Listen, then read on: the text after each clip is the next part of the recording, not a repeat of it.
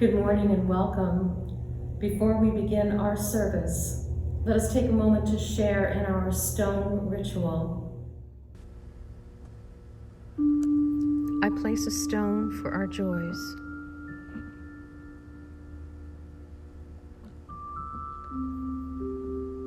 One for our sorrows.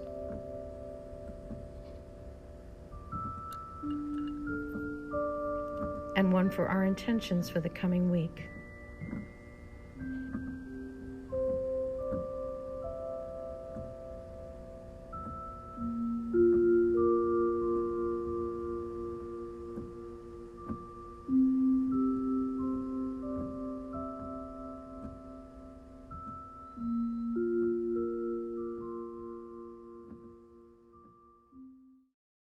The care team is ready. Here's how they can be contacted.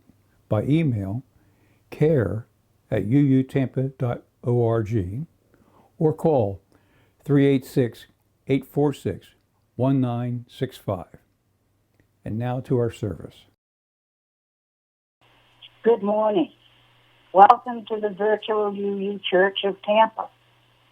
We're grateful for the opportunity to come together this Sunday to share a worship service. Our opening words are entitled, Our Different Paths. Our different paths come together, graced by the history of our free religious heritage. Let us be mindful of the forces deep within which call us to become more than we are. May this time bring rest and renewal, comfort and challenge. May we all be reminded of our highest aspirations and inspired to bring our gifts of love and service to the altar of humanity. May we know once again that we are not isolated beings, but that we are connected in mystery and in wonder to each other, to this community, and to the universe. Our next hymn will be number 118, This Little Light of Mine.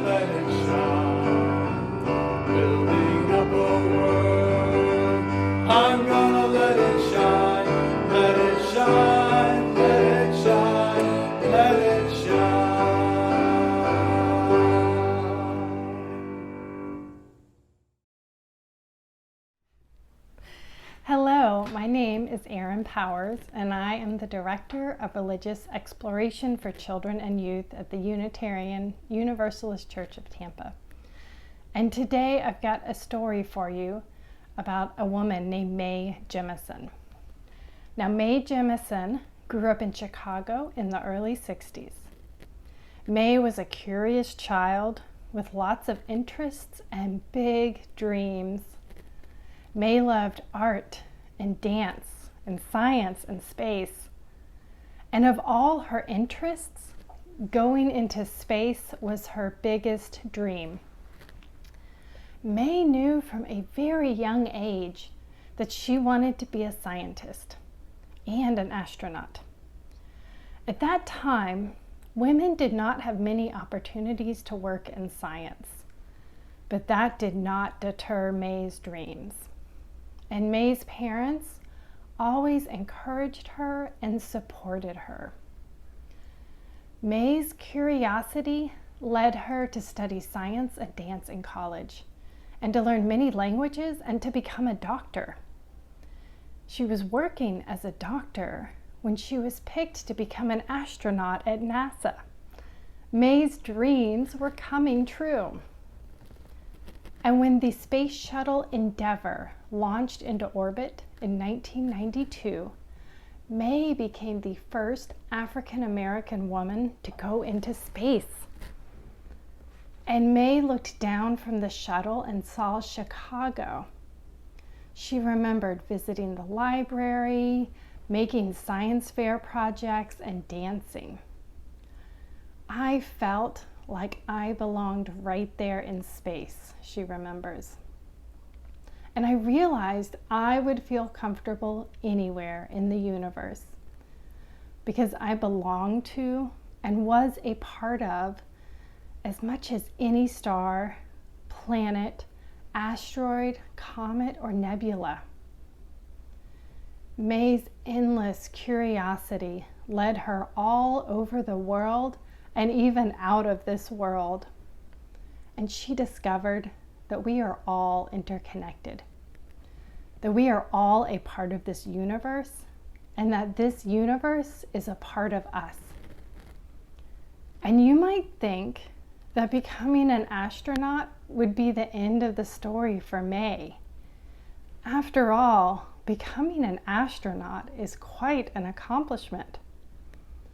After fulfilling her dream of going to space, May left NASA to work in science and medicine. She works to create opportunities for more exploration of space and to help more people satisfy their curiosity about our universe. Mae Jemison teaches us that if we work hard and dream big, we can go far in this beautiful, interconnected universe.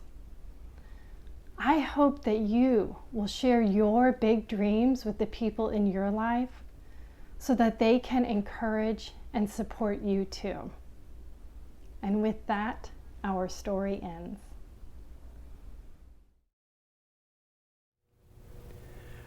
Our next hymn is going to be number 123, Spirit of Life.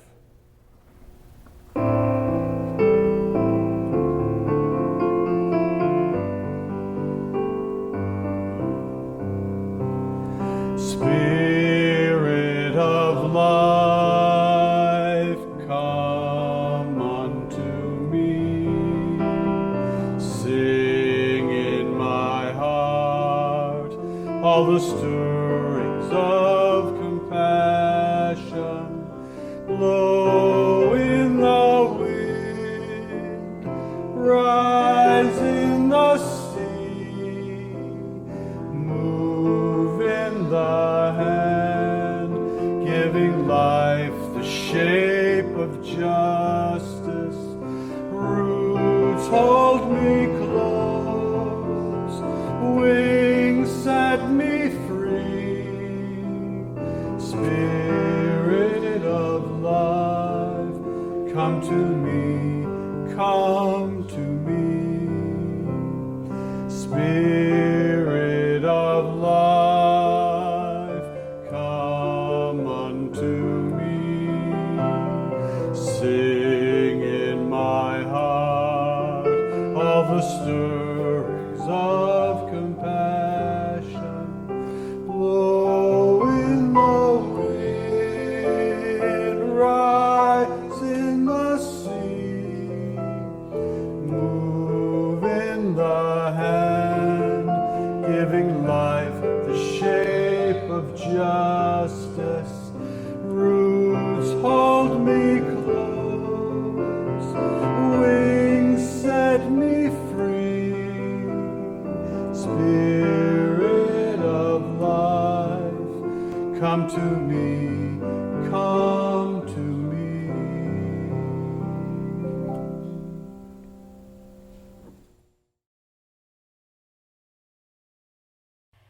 We offer these thoughts for meditation. The words are attributed to Kalidasa. Look to this day, for it is life, the very life of life. In its brief course lie all the verities and realities of your existence. The bliss of growth, the glory of action, the splendor of beauty. For yesterday is but a dream, and tomorrow is only a vision. But today, well lived, makes every yesterday a dream of happiness, and every tomorrow a vision of hope. Look well, therefore, to this day.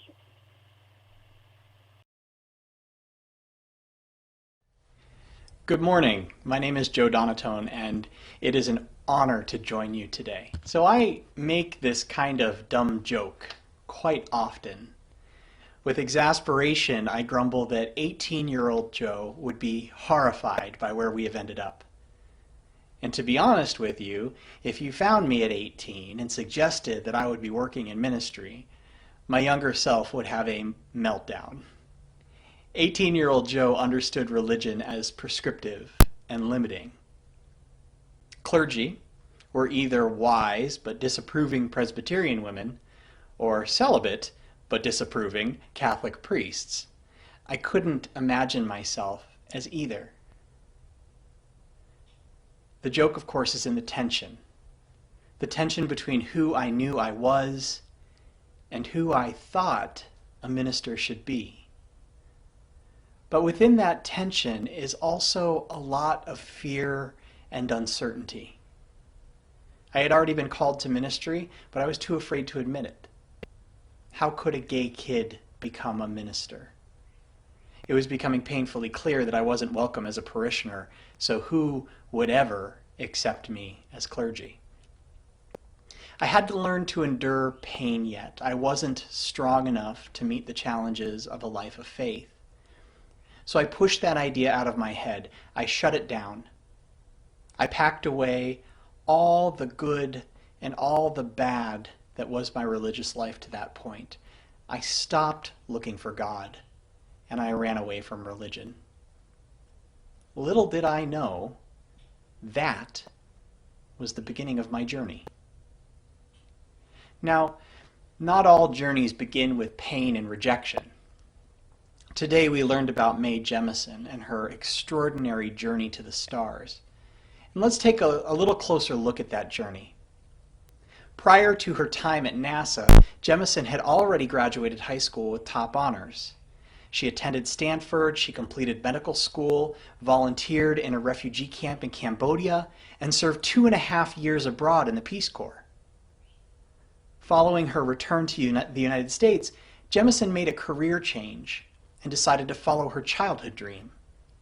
In October of 1985, she applied for admission to NASA's astronaut training program. The Challenger disaster of January 1986 delayed that application process. Undeterred by the disaster, she reapplied a year later. Jemison was one of the 15 candidates chosen from a field of over 2,000. On June 4th, 1987, Jemison became the first African American woman to be admitted into the NASA astronaut training program. And after more than a year of training, she became the first African American woman astronaut. When Jemison finally flew into space on September 12th, 1992, aboard the Endeavour, she became the first African American woman in space. So 2 journeys. One laced with challenges, hesitant, stepping off from a place of pain, and the second full of optimism, determination, and literally reaching for the stars. What do these 2 journeys have in common?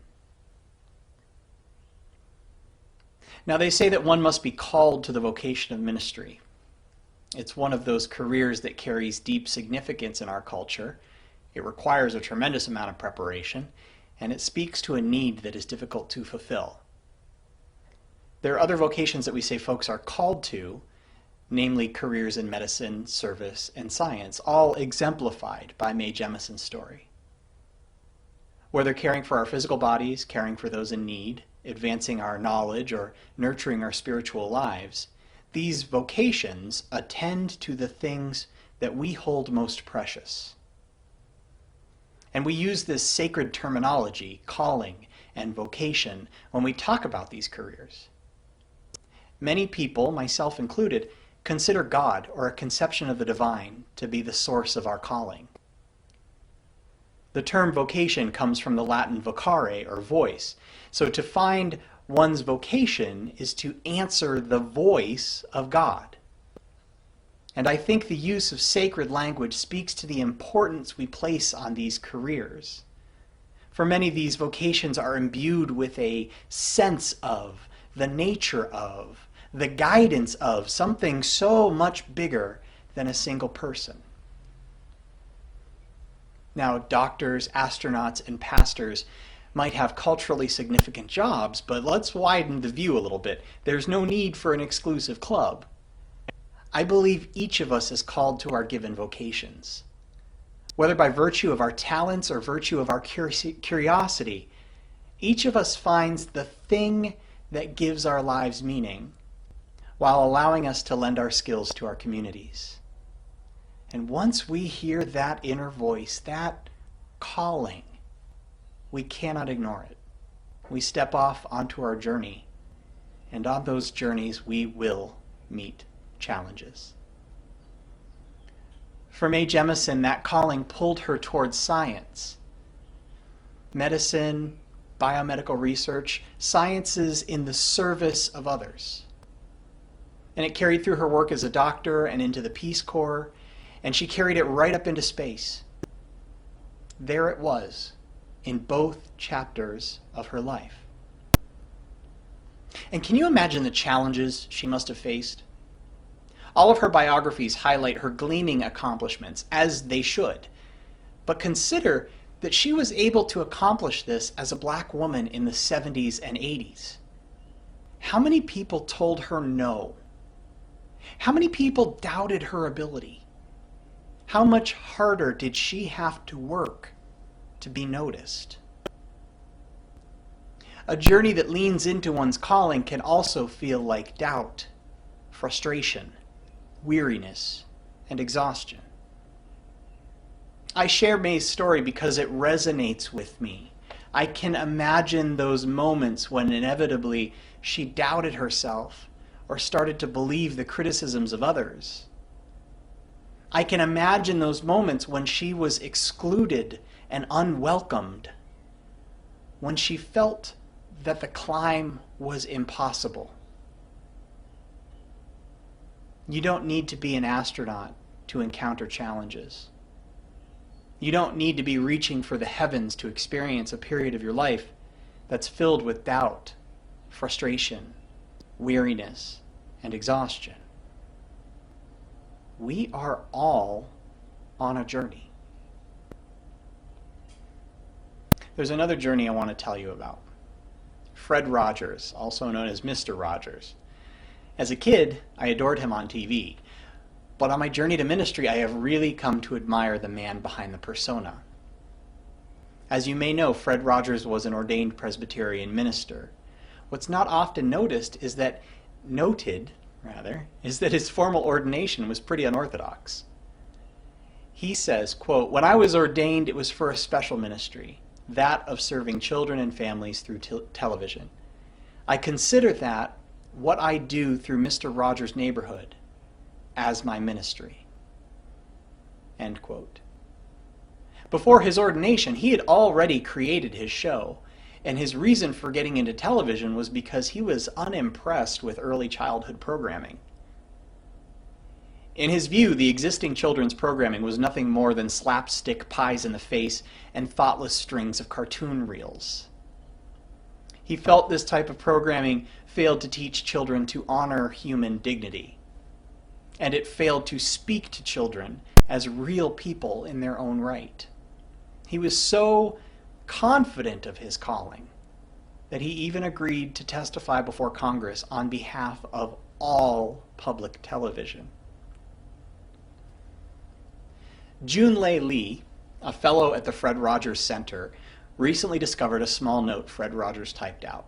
It was never sent, and presumably it was Fred writing to himself. And it says, quote, "Am I kidding myself that I'm able to write a script again? Am I really just whistling Dixie? I wonder. If I don't get down to it, I'll never really know. Why don't I trust myself? After all these years, it's just as bad as ever. The hour cometh, and now is when I've got to do it. Get to it, Fred. Get to it. But don't let anybody ever tell anybody else that it was easy. It wasn't." End quote. Now, this wasn't written at the beginning of his successful TV career. It was written right in the middle. Fred was already Mr. Rogers, who was beloved by an entire generation of children, and who stood as the quiet, confident hero, willing to honor the worth of children and help attend the emotional challenges of childhood. That Fred Rogers is asking, am I kidding myself? Who could possibly doubt the calling of Mr. Rogers? And yet it's that Fred Rogers who tells us it isn't easy. As we explore these heroic stories, I am reminded that not one of us is superhuman, even Fred Rogers. So friends, I will tell you what I know. I've had the good fortune to work with many UU congregations, and I encounter the same thing time and again. Unitarian Universalist congregations are full of successful, caring, compassionate folks. The kind of folks who have deeply touched the lives of one, if not many, people. You found the strength and motivation, the resilience to keep putting one foot in front of the other in the face of doubt, adversity, and challenge. And you are here today. Somebody, somewhere, finds inspiration in your journey. Now, these journeys, all of ours, required resilience. I learned it late. I didn't have enough resilience to carve out a place for myself in church as a young gay kid. But somewhere along the way I picked it up, and I've needed it many times as I sort of, elbow my way into clergy. Now, Mae Jemison seems to have had a deep well of resilience to draw from, and she used that often on her absolutely pioneering journey. Resilience is one of those things that's really easy to spot in others, but often only visible to ourselves in the rearview mirror. But how can we actively foster resilience when we need it? How can we call upon it in times when we need it most, times like now? Resilience is a very big word with a simple meaning. Resilience is the capacity to endure one more moment of challenge or adversity. Easy, right? People in recovery from drug and alcohol addiction know this concept well. We often talk about getting through life one day at a time. And I can tell you from experience that one day at a time is sometimes a stretch. It's often 1 minute at a time or 1 second at a time. Life on life's terms, without the numbing effects of chemicals, is tough. Recovering alcoholics and addicts learn to endure one more moment of this difficult new sober life, then another, and another, and then another. And with each of those moments, we become resilient. Now, more importantly than the function of resilience, the putting one foot in front of the other, is the why at the core of that effort. As a child, Jemison wanted to wave to her mom from space. As a young adult, she wanted to cut a path for other women and African Americans in the sciences. And as an adult, she continues to advocate for minorities in the sciences. Her why is to make the world a better place. Fred Rogers' why was to honor children and the sanctity of childhood. As a kid, I wanted to know God and the mysteries of the divine. As a young adult, I wanted to dismantle the mechanisms of harm that had been built into dominant religion. And today, my why is to broaden the capital L love we find together on Sunday mornings and in our Zoom meetings throughout the week and in the relationships that we build and nurture for the rest of our lives. I want more of that capital L love. I want more of that for every one of you, and I want more of that for everyone in my communities. The world needs more love. We deserve more love. That's my why. So again, I turn it to you. When you face challenges and adversity, what motivates you to endure one more day, one more minute, one more second? When you're fully present with yourself and listening deeply, what does that still small voice within say to you? What is your why? Friends, we need to be resilient, and we need to be resilient right now, bounded by love and the interconnected web of life, by this awesome human community of souls. We are indeed in this moment, all in this together. And the this we find ourselves in is scary. It's frustrating. It feels senseless. It can weigh us down with a weight so heavy our very souls become weary. And unlike my earlier examples, we're not called to this. This was pressed upon us. And yet we are all in this together. And together is what Unitarian Universalists do best. Yes, indeed, from our potlucks to our protest lines, UUs know about building and sustaining community and working together toward a common cause. That, friends, is the calling at work here.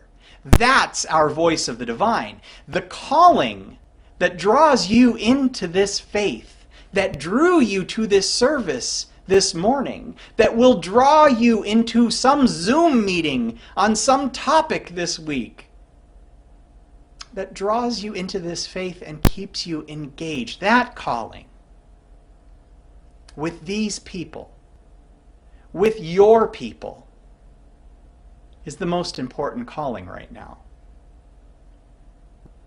So perhaps it's best to ask it this way. Friends, who is your why? Amen. To support the UUCT with your generous financial gifts, please go to the UUCT website and click on the Click Here link to donate. It will take you to our donation page, and you can securely make your donation to the church. Thank you. Hello, everybody. Our next hymn is number 168, One More Step.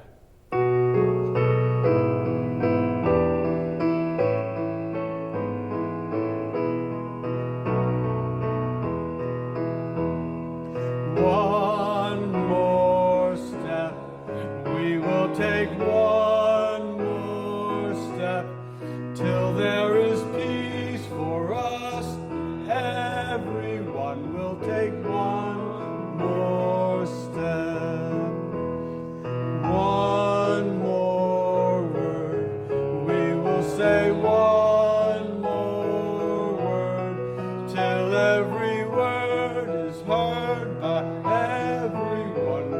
say one more word, one more prayer.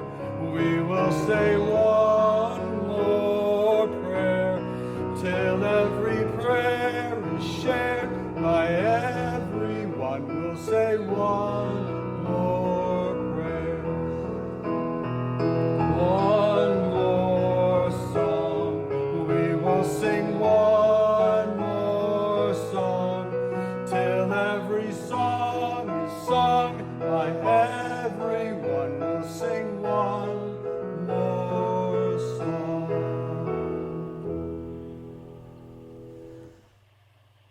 We close our service and extinguish our chalice with these closing words. Take courage, friends. The way is often hard, the path is never clear, and the stakes are very high. Take courage, but deep down there is another truth. You are not alone. We hope this service has lifted your spirits, and we look forward to sharing time with you next Sunday.